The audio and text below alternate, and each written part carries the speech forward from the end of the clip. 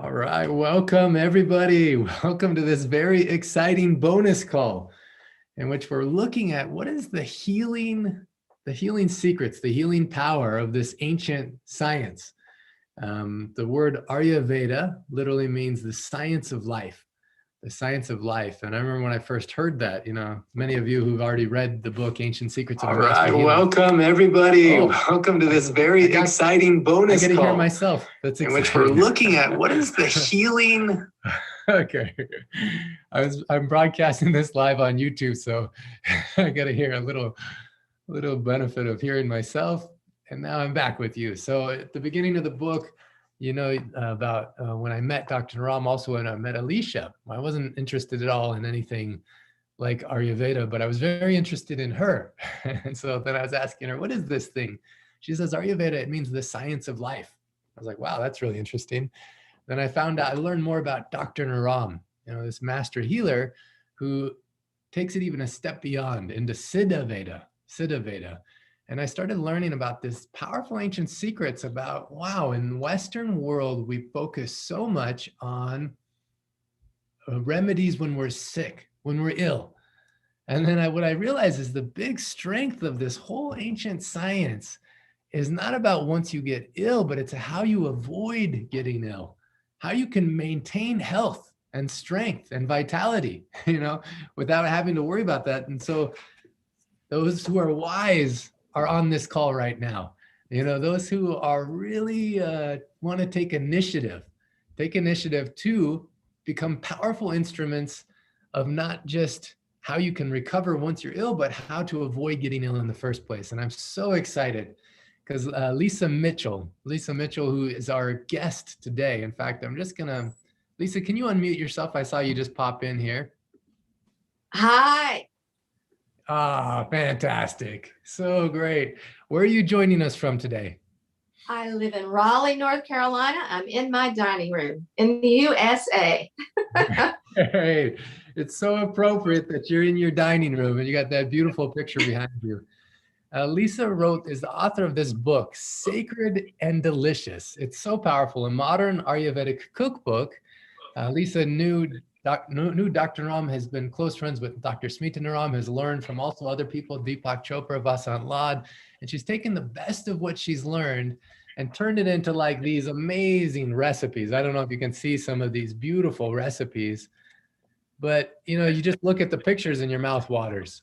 And it's so beautiful that you can not only be healthy, but it can be delicious. It can be sacred and delicious. Exactly. Lisa, can you just start by just sharing? I know usually we don't start this way, but I want to know why you created this book, Sacred and Delicious. What was your inspiration? Well, first of all, let me just say namaskar. Thank you so much for this beautiful opportunity to join your exciting and auspicious group. I'm really happy to be here with you today. And why did I create the book? Well, I had fallen in love with Ayurveda. I was going to tell that story. And I can tell that now if you like, but you know what I'd like to do, because I just saw we have a very special guest joining us, maybe can even introduce you. Let's see. I just saw, let's see, just one second. I don't know if they'll be able to turn on their video, but if they're able to, maybe we'll have this very special guest introduce you. Oh, yep, here we go. Fantastic. Welcome, Krishna. Yes. Hello. Namaskar. Thank you so much. Thank you. Well, it's so fun. We have Krishna joining us from India. Krishna, I know that both Lisa and her husband, Tom Mitchell, is one of the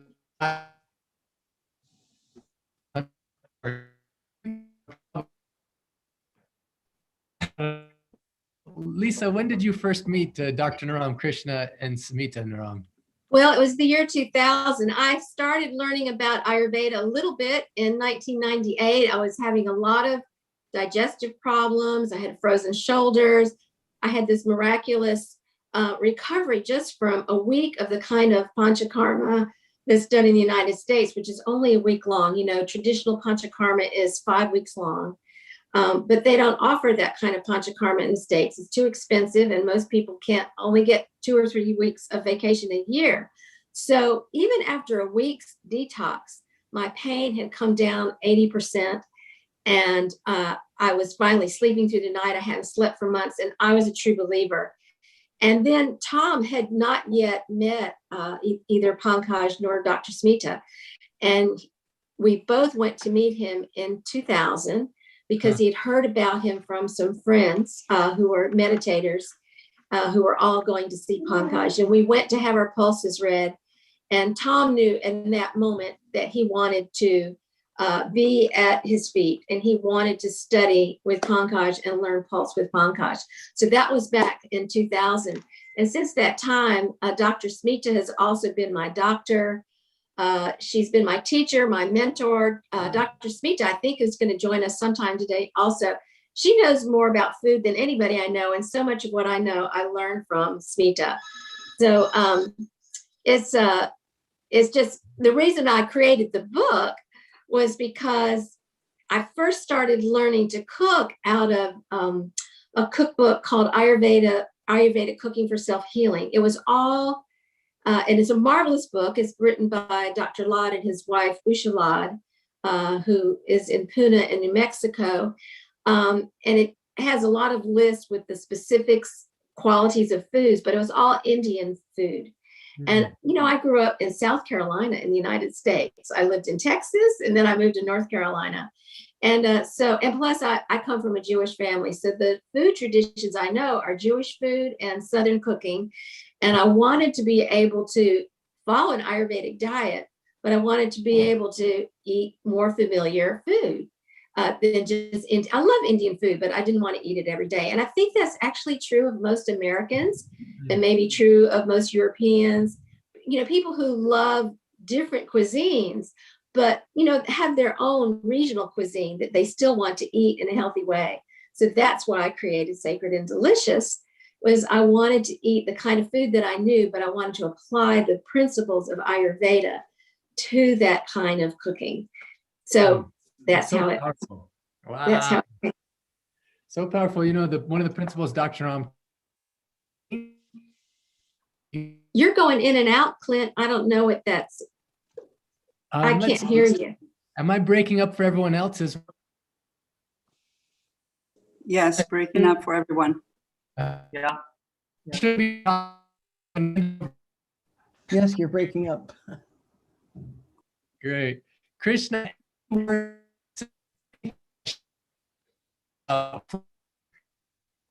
cooking. Oh, Clint, we aren't hearing you, except a word or two. Wanted to say anything you want to share about Lisa, this type of food and eating and lifestyle?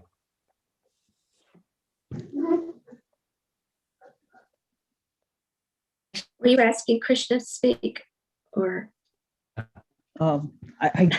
I heard my name, but I am not able to understand anything after that.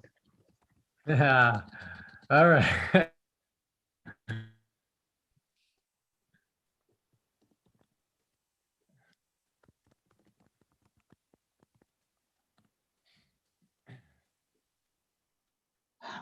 Okay, understood. I saw.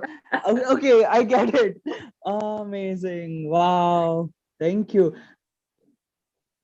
Okay, got it, Dr. Clint. Amazing question. But so, according to me, what research Lisa has done is amazing. And only two very important things, powerful things I would love to share from my heart.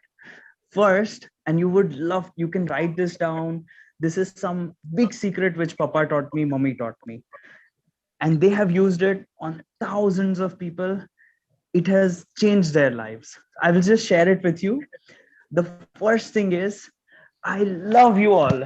I love you all, and I'm with you all. And you are amazing that you're on this call. So this is the first secret which Mommy Papa uses on everybody. They love everyone who comes to them or doesn't come to them.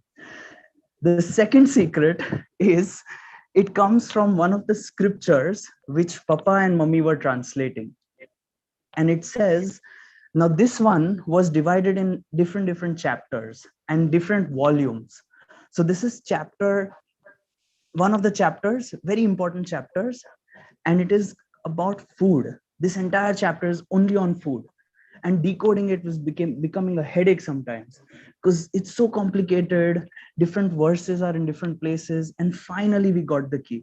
Finally it became like a breakthrough, and it all was clear. What are they trying to say? What are these ancient wisdoms trying to share with us?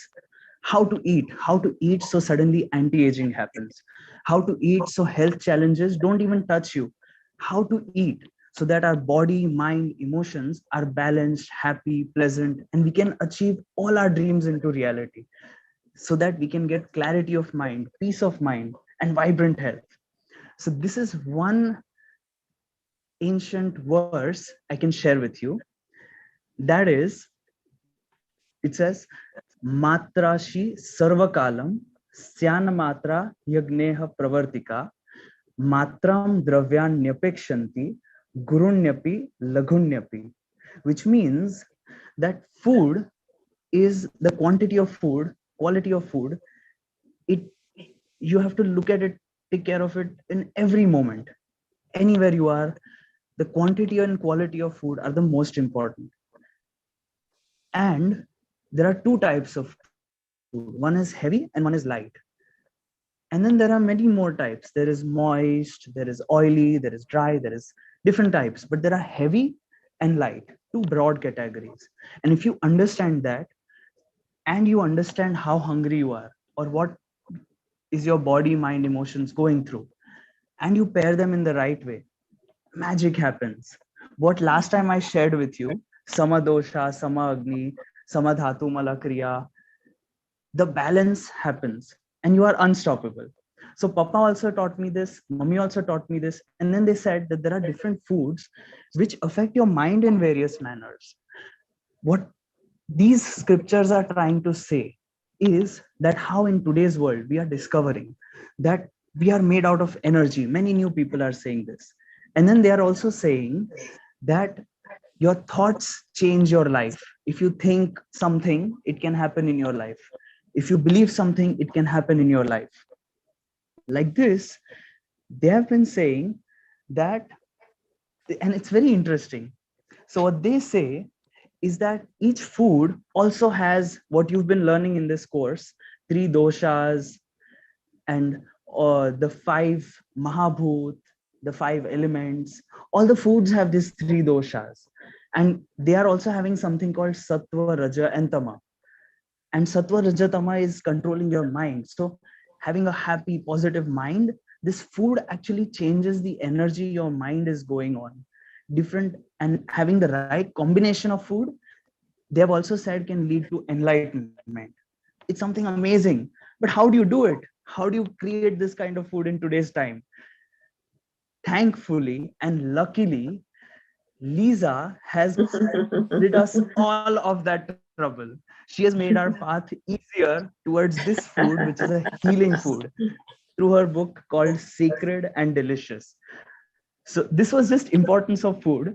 Now, I believe Lisa can share in the best way possible how to use this food to heal yourself and others in the most deep and profound manner.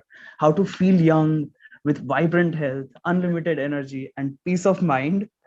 And how you can love yourself and love others with the food that you make, with the food that goes inside and creates a balance to let your dreams come into reality, give you power to achieve your dreams into reality.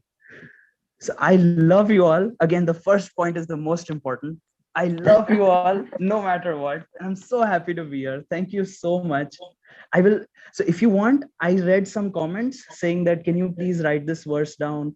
I can send a recording to Dr. Clint and then he can share it with you, like the previous recording also. So I love you all. Namaskar, namaskar. And back to Lisa to share how can we actually make this food, which can heal us and give us amazing, vibrant health, unlimited energy, and peace of mind. I love you all. Namaskar. And we love you. And you are amazing. And you always inspire me. So much enthusiasm, just like his dad and his mom. And they have been such a great inspiration to me. And, one of the things I wanted to say that, Pankaj is, I think, so many of us are here. We're all here because we have this connection with Dr. Pankaj Naram, whether you had a direct connection with him or whether it was Clint, as your good friend, said, oh, you must come meet him, or you met him through the wonderful book that Clint has been sharing, the amazing work that Pankaj did in the world. So we're all here through that connection, or you came to this program through the transforming experiences you had doing Panchakarma in Dr. Smita's clinic. We're all passionate about Ayurveda, and he was so passionate about Ayurveda. It was so contagious. And that's what happened to me and to my husband, Tom, when we met Pankaj and Smita. I'd like to start just first by acknowledging that for many people, it's been a very difficult time in the world over 2020 and in 21 with, this pandemic. And, we all know that some suffering is part of life. And yet one of the great gifts that Pankaj and Smita have given all of us is the knowledge that suffering is not inevitable in many ways. In fact, so much suffering can be avoided just by eating the right kind of diet, as Krishna was just so joyfully telling us. And so much of our suffering can be avoided. It can be managed if we're already in a bad way. And it can even be reversed by following an Ayurvedic diet.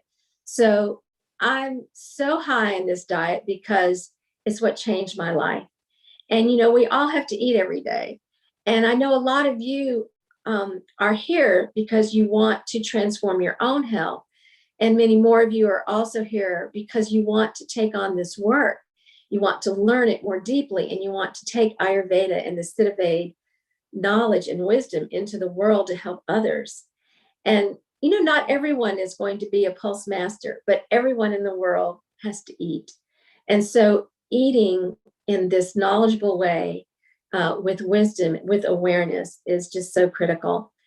And Clint, do you want to start the slides now?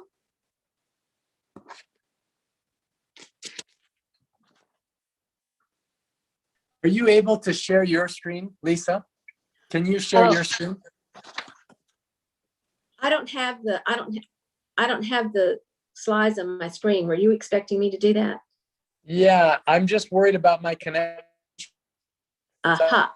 Well, I don't have them loaded here. I thought you were going to be running the slides. I'm so sorry. Okay. There we go. So you can go to the next slide. Thank you. That's working. So from my, I haven't studied Ayurveda in college. I've read a couple of books over and over and over again. And then I have my life experience. I've been studying cooking for 20 years. So from what I've understood about Ayurveda is that the true goals of Ayurveda are to end suffering and to help manage pain and health problems and to reverse disease processes. Next slide. The 4 pillars of Ayurvedic medicine, and I'm just running through some of the fundamental principles that you may have already covered, just to bring it all together into the context of food. Of course, there's pulse diagnosis, there's right diet and lifestyle. There's annual and semi-annual detoxification known as Panchakarma, which is very critical, and botanical medicines. But as I said earlier, not all of you are going to become master pulse diagnosticians. Maybe some of you will not be working with botanical medicines as part of the work you do in the world. And even if you are, and if you're not, the right diet and lifestyle is the most important thing that you can learn. It's about what you eat and how you eat. And the annual detoxification works right in with the diet because no matter what happens in life, even if we think we're eating a very good diet, there are stresses in the world. People are eating out in restaurants where you don't know what's actually going into your food.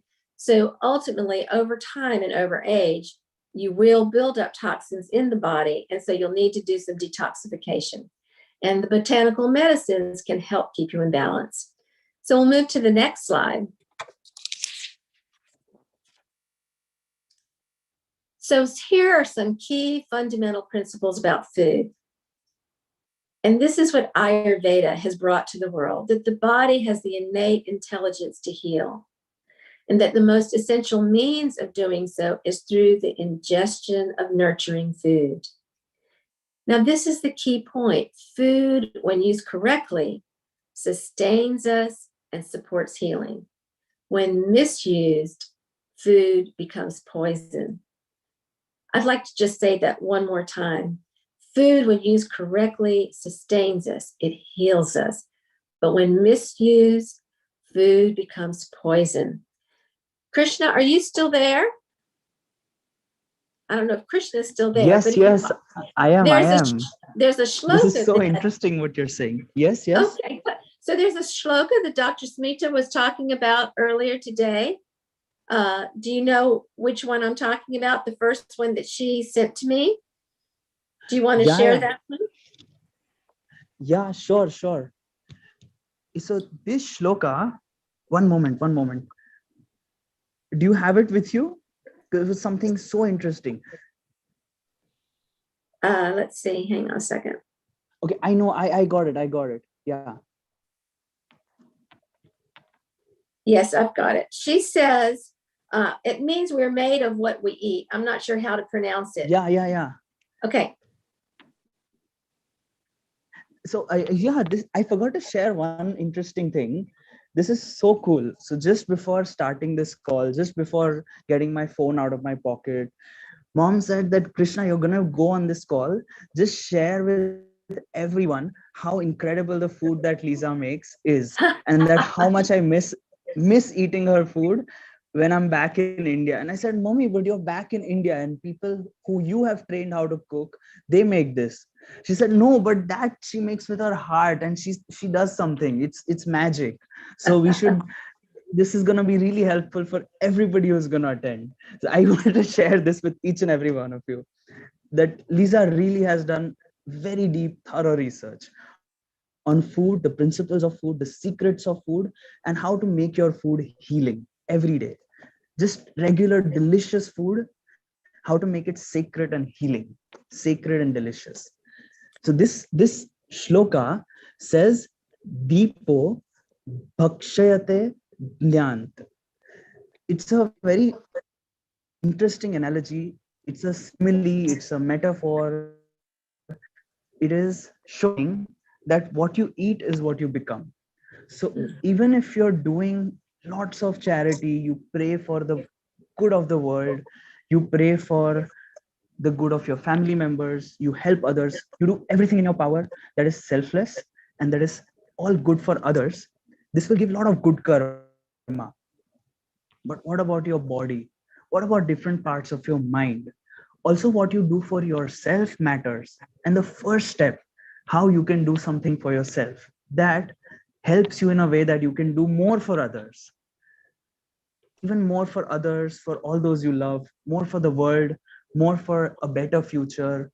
How can you do? So this shloka says, Deepo bhakshyate jnant, which means even a lamp which illuminates the world, it eats the darkness. And so ultimately it becomes ash, which is dark, which is unwanted. So who should you be? Would you like to be like a lamp eating away the darkness and then becoming ash? Or they have given other possibility that you can disappear the darkness, but you eat something good, so you don't become ash, you become another lamp and you keep on glowing brighter and brighter. So what Lisa can share with us today is how to be the lamp that not only eats the darkness, but it eats the eats something healthy, eats which promotes the lamp even more, darkness will come to us. We can eat it, but how to have food which helps us digest this? How to have food that lets us digest this darkness, detoxify this darkness, which can be ama, which you have been learning about. How to remove the ama. So how this food, which is a healing food, it improves your agni, nourishes the dhatus, and lets you give more to the world, to yourself and to others. And this is what this shloka means. It's a inspiration for us to eat right and illuminate the world at the same time. Great. Thank you, Krishna. And you know, also what Smita said to me, just in an email to me, she said that we are what we eat, even if we do good for humanity, but eating wrong food will destroy us. So this is a real key principle of Ayurveda that we have to understand, that food is either healing or it's poison. So good digestion is the key to good health, of course. And I know you're learning about this, about how to keep your Agni high. So the secret to sustaining good digestion is to support Agni, the digestive fire, through right diet and lifestyle. And then, of course, Ayurveda recognizes the three organizing principles, which you are studying, the doshas, vata, pitta, and kapha. And then this other key principle is that what we eat plays a primary role in keeping the doshas in balance. Next slide, please, Clint. Thank you. So what makes us sick? You know, what is it that destroys us? Well, low Agni and high Am. Low Agni increases doshas. Oops, we lost it, huh?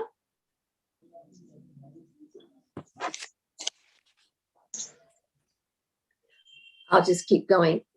Clint, the slide disappeared, but I'll just talk it through. So low Agni increases Am, and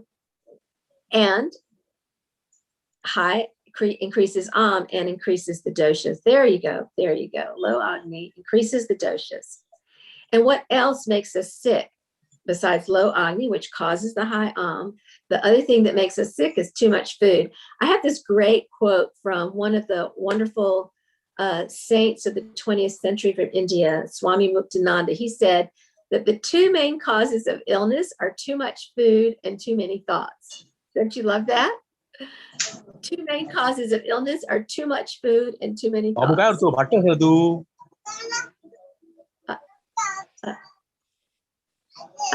And can everyone please mute yourselves? That would be great. And the other reason why I think we're seeing such a preponderance of sicknesses in the world is the modern diet, commercial packaged food. So let's move to the next slide, please. You know, American ingenuity and industrial farming created a terrible mess on the planet in terms of pollution in the air and pollution of the earth and pollution in our stomachs. So here's what I like to tell people as they're starting on the journey of Ayurveda. And you, as teachers of Ayurveda, I would invite you to consider this thought that before we can even ask people to begin to learn to eat according to the dosha, we have to be practical and sit with people and talk to them about where they are in their own diet. Because the standard American diet, which has traveled all across the world, has included so many processed foods, junk foods, microwave foods, you know, foods that in many ways are not real food. They have names of so many chemicals in them that we can't even pronounce, that it's hard to think of them as food. So the most important thing to do, I tell people, as they're starting on this journey, if they have a cabinet full of foods that are in plastic packages and boxes that are frozen, yes, frozen foods as well, or that they're microwaving, that those are the kinds of foods to first think about eliminating from their diets. That the most important thing we can do every day is to eat freshly cooked food. That's fresh vegetables, fresh legumes. And many of the people that we're going to be working with are not vegetarian. I'm vegetarian. I'm mostly actually vegan, except that I cook with ghee every day because I don't tolerate dairy well. But the most important thing, even if they're eating some chicken and fish, and maybe they're still eating beef, is not to try to turn them into vegetarians right off the bat, but to encourage them to eat freshly cooked food every day. I'd like to read you one quote that's in my book that I took from a beautiful book that you might want to buy someday. It's called The Yoga of Discipline. The Yoga of Discipline. And it was written by Gurumai Chidvilasananda. And let me briefly read you this great, beautiful quote that I was given permission to print. She says, "When you eat food of great purity, you can soar in ecstasy. You feel so light. You feel lighthearted. This happens because the knots of the heart are being released. Sustained by good nourishment, you are able to perform all your actions with equipoise, and your entire being dances with joy. Then life itself becomes prasad, a great boon that carries God's blessings."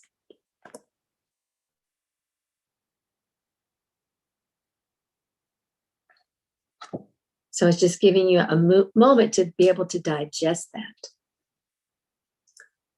So eating well in the modern world is about eating freshly cooked foods. It's about eating whole foods versus refined foods. So, no white flours. I mean, even in restaurants in India, I was just shocked to see that people have this white bread, these white buns, which, is just junk food, really. And to avoid the real junk, the candies, the chips, and everyone likes a treat every now and then. I understand that. But if you are having chronic health problems, these kinds of foods are a problem for you. And it's also important to avoid or reduce fermented foods. I know there are some diets that say fermented foods are good for you. Ayurveda, not so much. Fermented foods can add to creating ama, the putrefaction of foods in the gut, and increase pitta. So next slide, please. Thank you. Also, eating well in the modern world. I often tell people, if there's one thing you're going to do, just one thing you are going to do to start to change your health, is to avoid drinking ice cold drinks.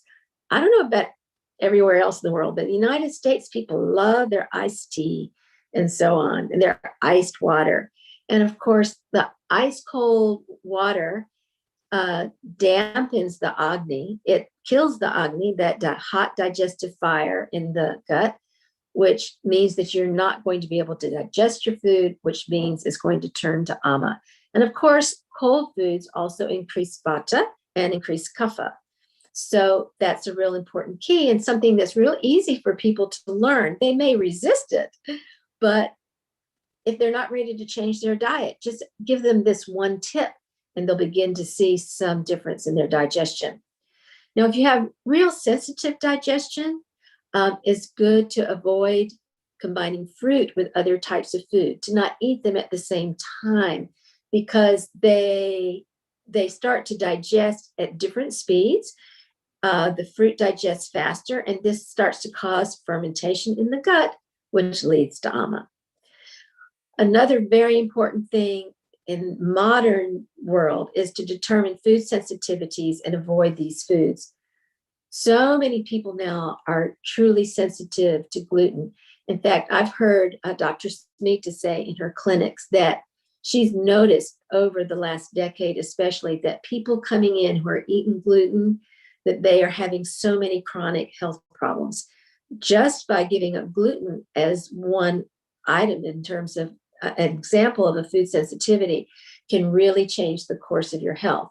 For me, I had chronic acid indigestion. I was taking Ayurvedic herbs that helped my acid indigestion, but it didn't totally go away until I stopped eating gluten. And also, all my chronic pain went away when I stopped eating gluten. So even if you're not celiac, there are many kinds of food sensitivities that cause high inflammatory response, which causes pain, which causes inflammation, and which causes ama. So next slide, please. So the key food guidance, if you want to make it simple for people who you are introducing an Ayurvedic diet to, again, this is before trying to teach about Vata, Pitta, and Kapha, is just to tell people to eat mostly cooked foods, because cooking is that first stage that breaks down the foods so that they're more easy to digest. And we know that digestion is the key to vibrant health. We've talked about this a little bit, to eat only when you're hungry and to stop eating before you're full. In fact, I think, Krishna, are you still there? Do you have that second shloka you were going to share with us? You are amazing, Lisa. Yeah, I'm still here. Yes, yes. Yeah. So wasn't there a shloka about how much food to eat that you wanted to share? Yeah, there was. And it's so relevant to this. So this was also taught by mommy and papa. And how you have developed this presentation, it's perfect. It's like taking so many things you learn over many years of experience and then putting it in 1 hour of presentation. That it's like, there's one phrase called gagar mein sagar, which someone told me. They said that in just a pot, if you can fill ocean worth of something, then you are a master. So I am so happy that we're doing this. It's a big blessing, really. It's such practical wisdoms. Now this shloka, it says that it's just half a shloka. It's not the complete shloka. It's half a shloka that says, Guru nam ardha samhityam, laghu nam na ati truptate. Guru, which means not master. Guru means heavy in this case. Heavy, dense, rich, mainly heavy. And Guru nam ardha samhityam, which means that ardha is half. So heavy food, something that's heavy like cheese, oil, fried food, rice is kind of heavy, then wheat, all these are very heavy foods which are difficult to digest. You can consume till you are half full, till you are half capacity. And laghu nam na ati truptate. Laghu, which means light foods like light is mung bean. Mung beans are really light to digest and they're very good. Other foods which are light, and then Lisa will explain. Lisa will share more. Those foods you should take till you are not quite full, just about full, but there's still some hunger left, some space left. And if you eat like this, you will be able to digest what you eat. You can take most benefit of what you eat. And if you eat looking at how your agni is, how your digestive ability is, then you will be free from diseases. Oh my God. So I think we're extremely lucky. So who's bolto the mummy and you came? No, you go on. I want to listen to you. Okay. So now this is what mom and dad taught me. I saw a comment. So Guru nam ardha samhityam laghu nam nati truptate, which means that heavy food should be taken only till half our stomach is filled, half our hunger is satisfied, and light food should be taken till we feel almost satisfied, almost full. Just some hunger is left, and that's where you should stop. If you're taking light food, if you're taking heavy food, then just till half the stomach is full, half way we are satisfied. That's what this is, the essence of the right quantity of food.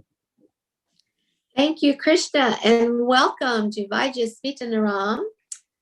I was praising you earlier, and I just want to thank you for joining us. As I told people that for 20 years you have been my doctor, my teacher, my mentor, and that so much of what I know about food, I learned from you. In fact, your earlier book, I don't have the name of it right in front of me, right now. Your earliest book I read over and over and over again to learn about food. So thank you so much. And I see a lot of people are asking a question about something I said earlier about food combining, and specifically about fruit. I was not saying that there's anything wrong with eating fruit, but for people who have very weak digestion, who are chronically low Agni, maybe people who just have very high Vata as part of their nature, their constitution, it's for some people, it's harder to digest food, to digest food if you eat fruit at the same time with the rest of your meal, especially for people who eat meat or dairy. To eat fruit at the same time, it might start to putrefy because it starts to metabolize faster than the heavier food. The fruit is light, the cheese is heavy, the meat is heavy, wheat is heavy. So because it metabolizes faster, it actually starts to ferment in your gut. The fruit starts to ferment, and then it ferments the other food that joins the gut. So if for people with very low Agni, it can be best for them to eat their fruit 30 minutes or an hour separate from the meal.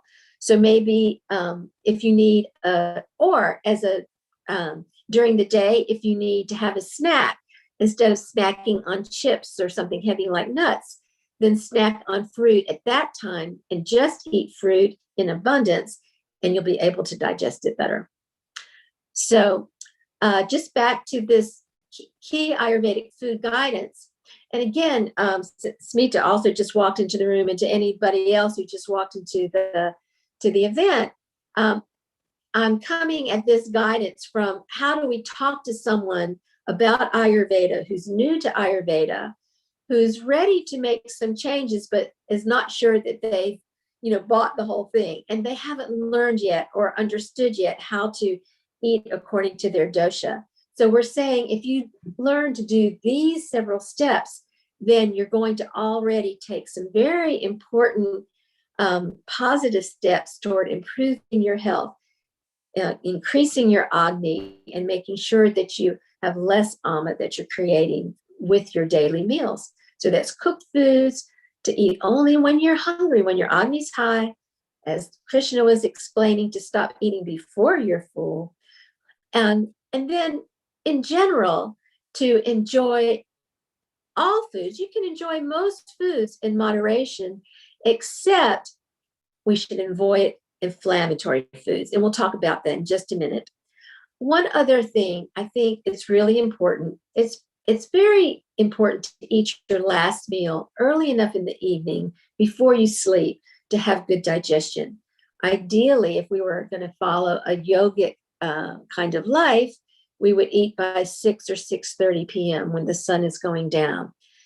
As we start eating at 8 o'clock and 9 o'clock in the night, it's heavier, it sits in the stomach, and it's not as good for sleep, and it's not as good for digestion. Also, just a little tip is to only drink enough liquid during your meal to help you swallow your food. You don't want to pour too much liquid into your stomach, because it lowers the digestive enzymes. So it makes it harder to digest your food. And then never cook or bake with honey or heat honey. This is a rule that really should be taught all over the world. Ayurveda understands that when you heat honey, that it makes it toxic. And Smita, since you were there, I'm wondering if you can speak about that for a moment. What is it? Why is it that heating honey causes it to become toxic? Hello. I just want to say lots of love to everybody. And it's written in Ayurveda that honey has certain live essence in it, and when you heat it, it disintegrates, and that's why it becomes toxic. Mm-hmm. I was just listening to you, and you were sharing with so much love. And it's all coming, I know, out of your own experience of um, taking care of your own health and taking care of lots of people's health, guiding them in Dr. Mitchell's clinic. Dr. Tom Mitchell, of course, you know, Lisa's husband is Dr. Tom Mitchell, but she, each time I go to North Carolina, I stay in that place, and she makes all these recipes. Amazing. My God. I in 3 days I gained 1 kilo just by eating good food. But that's That was not my goal. because I overeat, you know, I overeat. I eat too much. So that's why it's so good. I miss when I come back home. And you know, my dear friends, I have started falling in love with this group, literally, and that's why I came actually. This morning, Dr. Hemang was showing the activities and the sharings and the questions from the group. My God, amazing. So committed about helping others, helping yourself. I am so impressed. And I just want to say that to you. And I wanted to share one thing. You know, last week, if you remember, I spoke about Healthy Me Detox. And I said, you know, detox and nourish is the key to vibrant health. Now, whenever we give Healthy Me Detox, I've seen some people have difficulty following. They need a constant guidance and care because there is a chance that they will always fall off the wagon because it's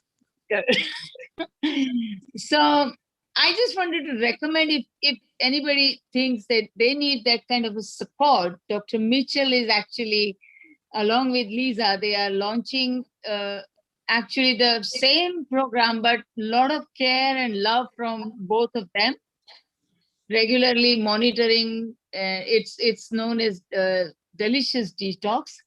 So people who loved, who feel that they need that, you know, somebody to bring them back to the wagon. There's a chance that they will fall off the wagon. I think this is a good choice. I recommend you should do it. And Lisa, I don't want to disturb you, but I just want to say all of you so much love. So much love back to you. Thank you very much. Very good. I was so happy today. I was looking at everybody's activities. Amazing, amazing, amazing. All And I'm right. going to, just as a gift, because of this, I was so inspired that next week I'm going to take the bonus lecture and I'll let you know what will be the topic. Very good. All right. Very Yes, good. Peter. There's Tom. He just walked in. Hi. Peter and Krishna. Hi. Okay. Thank you so much. Well, we'll move on with the Please, please. slides on to the next one. Thank And, you so much. Yeah, one more thing. Big thanks to Dr. Clint for getting all of us together, inspiring us every moment with your enthusiasm. Yeah, Big no Clint. joke. It's amazing what he's done. I am so impressed and awed by what he's created here for all of you. And I Thank saw you. some questions before I go into these inflammatory foods. We were talking about honey, and there were questions about, should I not put it on my hot cereal? I think the answer to that would be yes. You would want it to cool a little bit. Or so if you want to have a sweetener on your hot cereal, then you might prefer to use a little jaggery or coconut sugar or a little maple syrup. And the same with hot tea. You don't want to put honey in the hot tea. This is a real key point of Ayurveda.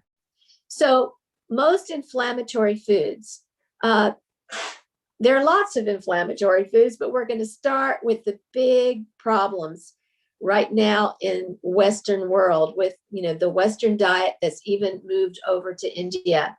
And these problems are with gluten, with dairy, refined sugar, fermented foods, especially vinegar, which is very sour, all processed and packaged industrial foods, and canned and frozen food. There was a time, And there may still be times, when certain foods were not available. Before, we had supermarkets everywhere on every street corner, or even just a mile away, where you could go buy all your foods, and you can get all kinds of fruits and vegetables all year round. When people were farming and they only had a certain amount of foods to get them through the spring and summer, then they would can their foods for the winter. But that kind of canning was actually done in glass jars. It's not in aluminum cans, which, even if they say, even for organic foods in cans, they still can leach some of these toxic minerals, the aluminum and steel, into the food. So it's best, and it's old food, and old food really causes ama. Ayurveda suggests that we eat food that has been cooked within 4 hours. Now, that is a stretch for some people, and I'll tell you that I break that rule every day. Because I'm working during the day, I cook at night. So I cook to eat leftovers for one meal. So I cook dinner at night, and I eat leftovers. We heat up leftovers the next day on the stove. We heat them up for lunch. But to eat food that's been cooked and is 3, 4, 5, 6 days old, this is old food. It loses its prana. It loses its life force. The life force that's in freshly cooked food and vegetables and legumes. This is the food that's been cooked right within hours. And maybe the next day is okay too. But canned food and frozen food, not so much. There may be an emergency sometime when you have to do it, but I want to tell you, I haven't eaten anything out of a can or frozen food in about 20 years. So it's a matter of making your health your priority and deciding that I'm going to give myself 45 minutes or an hour every day, or 30 minutes. If you're cooking something in a slow cooker, like your mung beans, you're cooking them in a slow cooker, and you spend 30 minutes steaming some vegetables and then adding your ghee and your spices. To make that a priority in your life, to nourish yourself and your family with this freshly cooked food, and you will feel so much more wonderful. So let's move to the next slide. Thank you very much. So you guys have been studying these predominant qualities of the doshas, vata, pitta, and kapha. And these qualities that are listed on the slide, you can see in front of you. And of course, everything in nature, including our bodies, has vata, pitta, and kapha. And our bodies have these different qualities in this perfect amount when we're in perfect health. And food also has these qualities. Different foods have different qualities. One food may be rough or dry. Another food may be very oily. Another food may be very sour. Something's heavy, something's light. So Ayurvedic cooking, when you get to the place where you're ready to really start to cook for your body, for your doshas, for your family, when you're teaching other people how to cook according to the doshas, this is when it becomes important to learn about the qualities of the food. After they've learned these very basic, more fundamental principles of not eating when you're too full, and so on and so forth. So we can move to the next slide. I don't know. Can you hear me? Yes. Yes. Okay. There's a little bit of echo. Let me try. Feedback. Yeah, there's some feedback. Yeah. Is this any better? All right. Main thing I just want to say. Oh, let me see what I can mute here.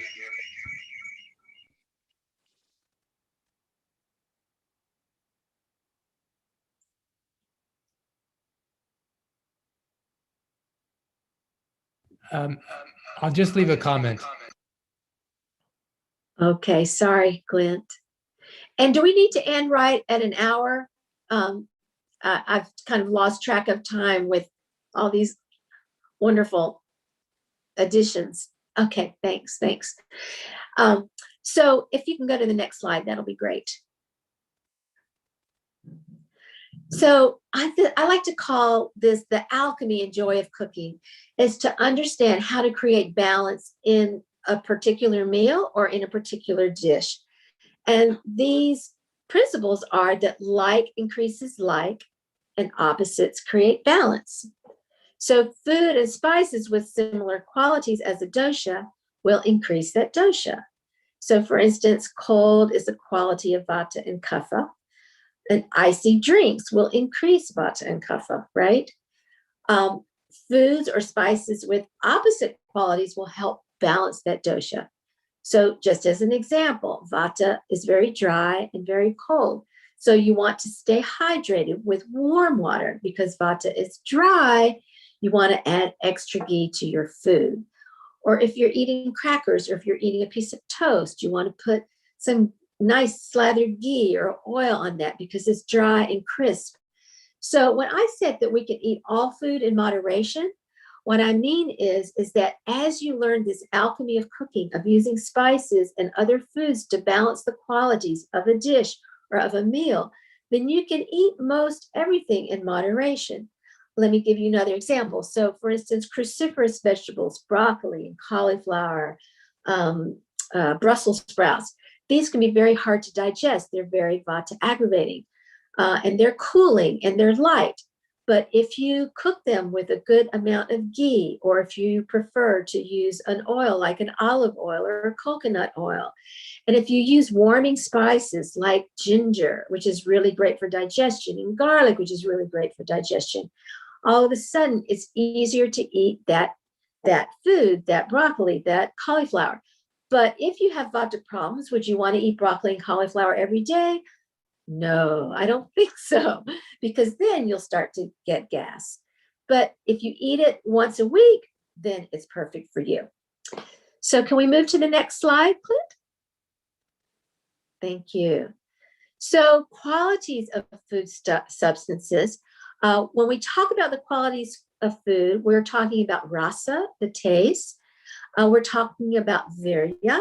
Is it cooling? Is it heating to the constitution, to the metabolism? We're talking about vipak, the aftertaste of the food. And then we're also talking about the action on the dosha. Is it light? Is it heavy? Is it rough? Is it oily, dry, sharp, hard, soothing? Is it a laxative? Is it an energizer? So these are things that you can learn about food. Now, it takes a long time to learn all the qualities of all the foods. And I can't tell you that I have every single one of them in my head, but you start to learn as you pay attention to what you eat. You know, you learn the rasas of food by eating with awareness. You pause and you feel the food on your tongue and you feel the taste in your mouth and you start to understand intuitively. Is this sour? Is it sweet? Is it salty? Is it drying in my mouth? So is it astringent? Is it too hot in my mouth? So is it pungent? So you understand those as you work with the food.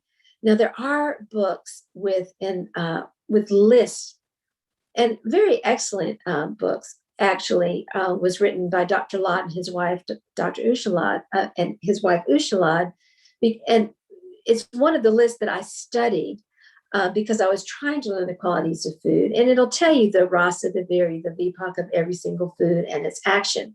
So if you want to learn that in detail, you can. But I think for most people, that's overwhelming. And especially for people with high vata, you know, you might become afraid of your food if you become a little bit focused too much on every single detail. The better thing, I think, for most people is a day at a time is to pay attention how you feel after every meal. Okay, next slide.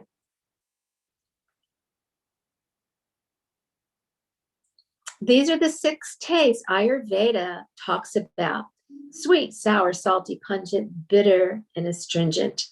You know, in Western cooking, they only talk about sweet, sour, and salty. And in recent years, they've started talking about umami for everything else. But 5,000 years ago, 6,000 years ago, Ayurveda delineated these 6 tastes.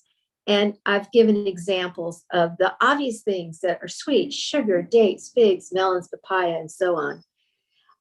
Clint, someone's asking if the slides will be available, and that would be great. Do you make the slides available for your students? He'll answer us. Sure, great. It'll be on the website. So that's wonderful.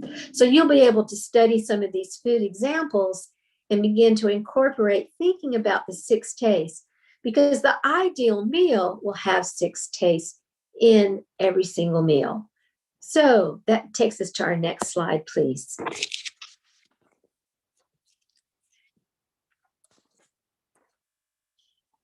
Oh, okay. So what tastes I'm kidding. I'm stumbling over my words. What tastes pacify and what tastes increase or aggravate the doshas? This is another great slide. So Vata loves sweet, sour, and salty foods, not so much pungent, bitter, and astringent. And that's to an extreme because, again, everyone needs all 6 tastes for vibrant health. Every meal should have all 6 tastes for vibrant health. But in terms of what the predominant food is, that's what we're thinking about. So Pitta loves sweet, astringent, and bitter, not so much sour, salty, and pungent. So for Pitta, avoid those sour pickles. Kapha loves pungent, astringent, and bitter. Sweet, sour, and salty, too much, not so good. A little bit is okay. Next slide, please. So here's some healing tips about cooking with spices. And what I love about this slide is that this will tell you how to get all 6 tastes in one meal. And it's all about balance. Now, ginger and garlic increase agni, they support digestion, and ginger and garlic bring in the pungent taste. If you're eating legumes, asafoetida, some people pronounce it asafoetida, it helps digest legumes, but also cruciferous vegetables, as I was mentioning, like broccoli and cauliflower and Brussels sprouts. It should be used very sparingly. I have seen some so-called Ayurvedic cookbooks that are talking about using a half a teaspoon of asafoetida. It's also called hing, I think, in Hindi, but it's too much. Half a teaspoon is too much. It's very hot, it's very pungent, and it can become toxic. So really, I think the rule is you use about a pinch per cup of mung or other kinds of legumes. Yes, hing. Cumin and coriander are really wonderful to use in foods. And even when I'm cooking what are so-called American foods, I almost always have cumin and coriander. They're kind of maybe hidden in the food. Like I'll make a vegetable soup. It starts with ghee and cumin and coriander. I start adding some onions. I caramelize them. I pour in some homemade stock. Oh, and I've added the cumin and coriander in the ghee. And I pour in the stock. And then I start adding all the vegetables. And they balance agni when they are used together. And then you can add other herbs on top of it, like even basil or oregano. The cumin and coriander just gives a kind of depth to vegetarian cooking that some people miss when they've moved from being meat eaters to going to vegetarian. I think most vegetarian food, in fact, in most restaurants is incredibly boring. But if you add a little cumin and coriander into all your vegetables, no matter what else you put on top of it, it gives it a depth of flavor that makes it so much more interesting and delicious. Cumin is pungent and bitter. Coriander is sweet and astringent. So we almost have all the taste here. Turmeric, everybody has heard about turmeric now in the West over the last decade. There's so much research about turmeric. You know, it's antibacterial, antiviral, anti-inflammatory. It's bitter, pungent, and astringent. Now, how do you get all 6 tastes in one meal? You add some salt, and you add a little bit of lime for a little bit of sour taste. Then it's oh so delicious, and you'll have all 6 tastes in your meal. Next slide, please. So as you begin applying these principles in your life, and as you begin supporting your clients or your patients, remember that patience is very important. Progress comes one step at a time.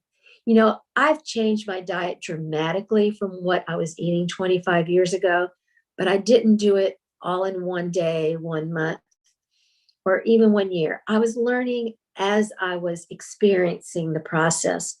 So we have to be with people where they are, encourage them to take a few steps. For instance, for those of you who have my book, and you can get, people are asking about it. It is out of print right now, but you can get the Kindle version and you can use it on your iPad and so forth. But I have little tips like this, like 5 easy ways to balance vata. Favor cooked foods rather than raw foods. Learn to cook with warming spices. Learn to dramatically reduce your intake of sugar and caffeine. Avoid ice cold drinks. Avoid or reduce your intake of deep fried foods and crispy snacks. So these are just a few tips for managing vata. And then I have 5 tips for managing pitta, 5 tips for managing kapha. If you help your clients learn just a few things so they can make a few changes at a time, then it's going to be much more palatable. Making the change to an Ayurvedic diet will be easier to digest for people who are living on a standard junk food diet. And then think creatively about how you want to apply these principles of balance to your regional cuisine, such as Mediterranean food or Middle Eastern, African, American, Southern food, Mexican food, etc. As you learn to work with cumin and coriander and work with ginger and garlic to help increase agni, you add them to these different cuisines and you see how many cuisines are already reflecting these kinds of practical wisdom that is used throughout the world. African cuisine and Mexican cuisine also use cumin and coriander in a lot of their foods. And then ask yourself, what are the comfort foods of your region? I live in the American South and people love black-eyed peas. They're called something different in India. I don't remember what they're called in India. Black-eyed peas, they have a little black circle in the middle. But thank you, Charlie. So that's a comfort food in the South. But what I added to it was cumin and coriander, lots of ginger and lots of garlic, maybe a pinch of hing if you have it, and then it's much easier to digest.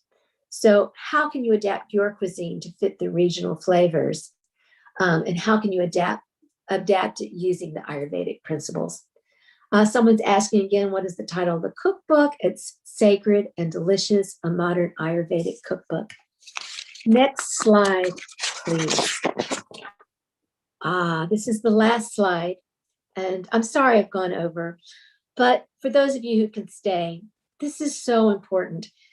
Krishna and Smita and Clint are always talking about love and bringing our love into our cooking and into the time that we eat is so important.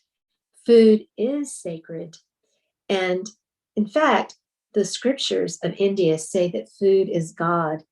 People in the West, particularly people who grew up in a Christian or Jewish family, that's kind of shocking news to them. So I don't say that to everybody. But what do we mean by that? We mean that everything is consciousness. Everything came from the divine intelligence, that divine power that created all. And in this great burst of love and joy,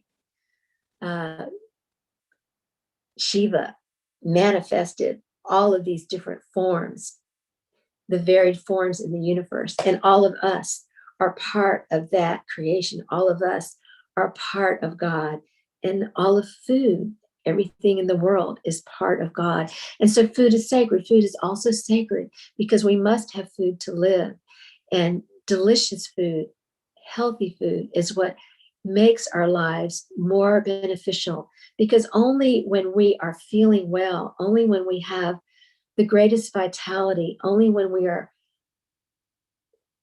walking through life without suffering every day from indigestion or chronic pain or much more difficult health problems, that is when we are at our highest ability to be of service to others in the world. And this is why eating the right food, the right diet is sacred because it helps us walk more lightly on the earth, be able to give more fully to others. So when you're thinking about cooking, set a sacred intention. Sometimes I come to work. When I say come to work, I come to the kitchen and I think of it as work that day because I'm tired. It's been a long day. Maybe the last thing in the world I want to do is to cook because I'm tired. And I know a lot of you often feel that way. So one of the ways that I have set a sacred intention is that I wrote something that I put on the hood over my stove. Let me think if I can remember exactly what it says. It says, today I remember that I'm offering food as service for myself and my family. That's not quite it. Let me get it more right. Sacred principle of food.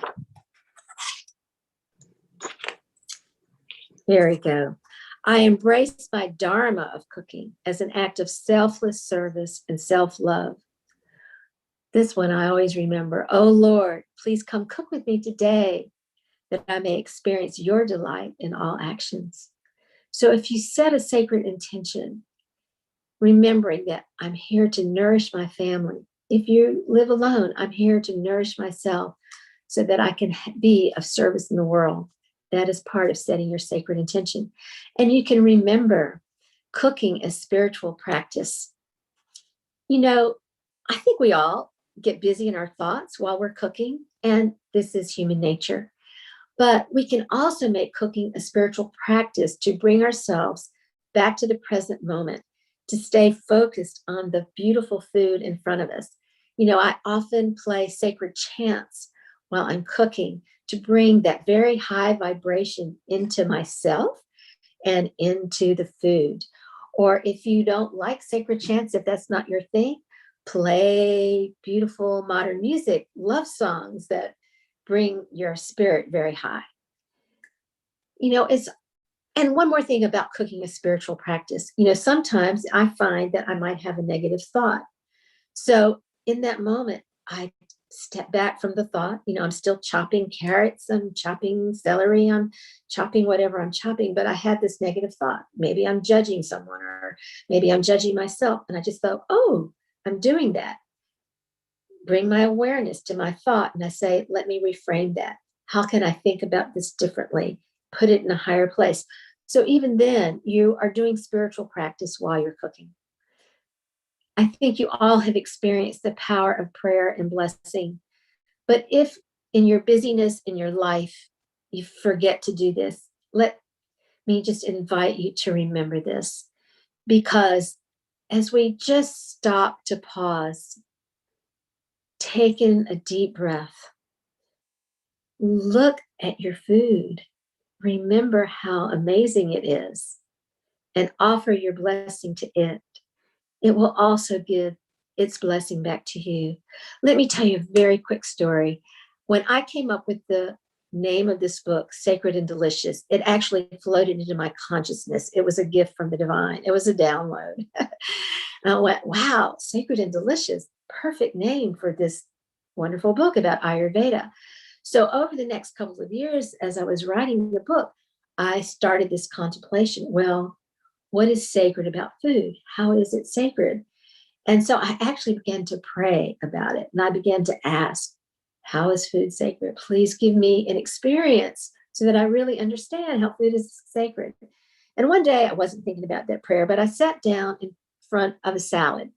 My cupboard was almost bare. I didn't want to take time to cook a lot of fresh food. I made a salad and I pulled out some fresh greens and cucumber and avocado. I'm going to admit to you that I actually hard-boiled an egg. I was eating eggs at the time. And this is and I made a little fresh vinaigrette that was very delicious. I probably added some basil and cilantro.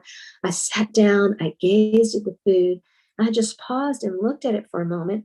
And all of a sudden, I saw this waves of like bubbles of joy coming up wafting up from the food. I could almost hear them. It was like the food was just laughing with delight. And I just, in that moment, saw that food was alive and that food was full of Shakti and prana, and that food was part of God. And that even as I was giving my blessing to it, it was giving its blessing back to me. And finally, that brings us to this point about the cook's inner state. Whatever our inner state is, when we're cooking and when we're eating, it enters the food. The food is alive. It is aware of your inner state. So if you are in your mind with some negativity, if you got angry at your husband or your wife or your child or your boss or, whatever, or politics of the day, if you're listening to the news and you're getting all tight and tense, I've learned this. I've made this mistake. One time I was making what I thought was going to be the most delicious meal for a guest who was eating in our home for the very first time. And I started listening to National Public Radio while I was cooking. And I just got all caught up in the news. And you know what? That food was not very delicious. I was so disappointed. And I'm like, when I like food, I'm the first one to say, oh, wow, this is delicious. And I'm also my own worst critic. When it's not good, I really don't like it. And I was almost embarrassed. I was almost ashamed that I had brought my tense state and put it in the food. There's a great movie called, what is it? Like Water for Chocolate. If you've never seen the movie Like Water for Chocolate, go look at it. It's really terrific. And it's really about how your inner state enters the food. There's a whole love story in it too, but that's the big message. So with that, my dear ones, I am finished with my presentation. I don't know if there's time for questions. Oh, I forgot about this. Dr. Smita mentioned it. For those of you, I heard that you're doing a detox already in your program. So this may not be of interest to you. But for those of you who would like some additional support or you'd like to go deeper into a detox with a group, we are going to have groups starting in March, first of the March 16th and the April 20th. We're having a free introductory, we're calling it a masterclass. It will be a Zoom class about why detox. So if you have friends who you want to turn on to the idea of Ayurveda and why detoxing is important, this might be really great for them. If you go to, you'll see on this slide, it says sacredanddelicious.com, and then it's /detox. Then you'll find all the information about these programs. And we will have 2 classes with 4 webinars for each class, one starting in March and one starting in April. So you're welcome to join us if you'd like to participate and go a little bit deeper in your detox. So thank you all very much. Clint, we've gone over. We probably don't have time for question and answers, or do we? I'm going to try and see if this works. Can you hear me? Oh, finally. Yeah, we can hear you now. Right. Well, I just want to say it's time to complete. So if you have any question and answer, you've already put it in the chat. Lisa, could you go through the chat if I send it to you and answer? Yeah. We'll come up with a Q&A document. So Okay, great. If you have any final questions, go ahead and put it in the chat right now. We'll make sure Lisa answers that and we'll put it on the website for you. I had Jana already to share to complete for me. But Jana, what's your takeaway from today? I should say, what did love teach you as a result of today's call? I love this. Lisa, so appreciate this information. At 26, I was diagnosed with Candida. And at that moment, I'll tell you what, my relationship with food changed and it became a love-hate relationship. And so listening to this gives me such hope that it can turn into a sacred experience and a part of love, a part of my life. So I am so deeply grateful for this. I've had a couple of people message me in the chat that they love what you're sharing with them and how sacred it is and how wonderful they feel in their heart. And I know my friend Esther has raved about your book constantly. Esther, would you unmute yourself and tell Lisa what you share with everybody?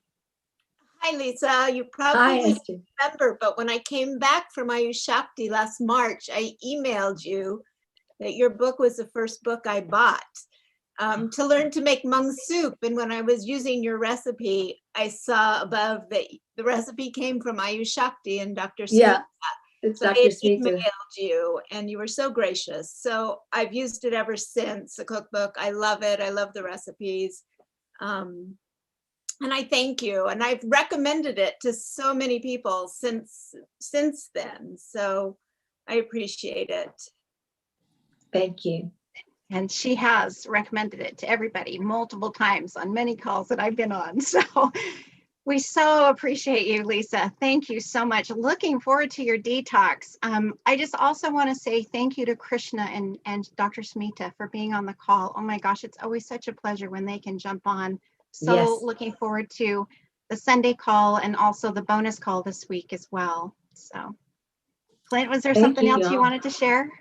Yeah, no, I just want to thank you, Lisa. Thank you, Jana. Thank you, Esther. A lot of people have typed their questions. So Lisa, we'll be sending these to you. You can make a Q&A document we'll post on the site. A lot of people are doing the challenge activity for this week, which is eating a lot of mung soup. And so we have that document about really how to make it mouth-watering delicious, but I love this addition of how to make it sacred. You know, when my mom makes it here, I just know she puts so much love into it, you know, and I feel that when I eat it. Dr. Ram, he would say over and over again, when you change your food, you change your future. So thank you for investing in this. Love that.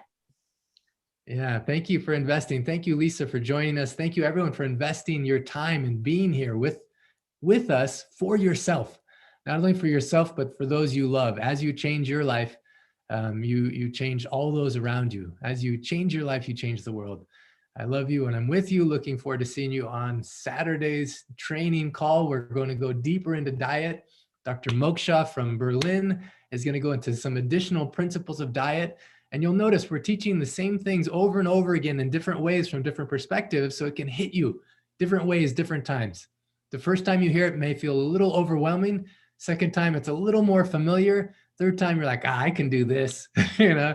So we're just giving you a chance just to really let it go from your head to your heart and then have practical applications of it. Have the practical applications of it. So don't miss Saturday's training call. And then next week, we have a very special bonus call with Dr. Smita and Dr. Krishna. We'll be announcing the date and the time and the topic of that. On Sunday's training call, we're talking specifically about autism, about how you can use diet and herbs and these ancient secrets to help kids who are struggling with autism on any degree of the scale. So really excited about that. Again, thank you for being here. Thank you for all that you did. Thank you, Lisa, for writing this amazing book. For those that are interested, you go to sacredanddelicious.com. And otherwise, I just want to say, I love you and I'm with you. You can unmute yourself now and just say, I love you and I'm with you. Actually, I think I have to make it so everyone can do that. All right, now you should be able to unmute yourself. I love you and I'm with you. And I'm with you. Thank you, Lisa. Thank you. Love you. Thank you and I'm with you. Dr. Smita, thank you, Krishna. Thank you so much. Love Love you you. and I'm with you. Love you and I'm with you. And I'm with you. Love you and I'm with you. Love you and I'm with you. I love you and I'm with you. I love you and I'm with you. Love you. Love you.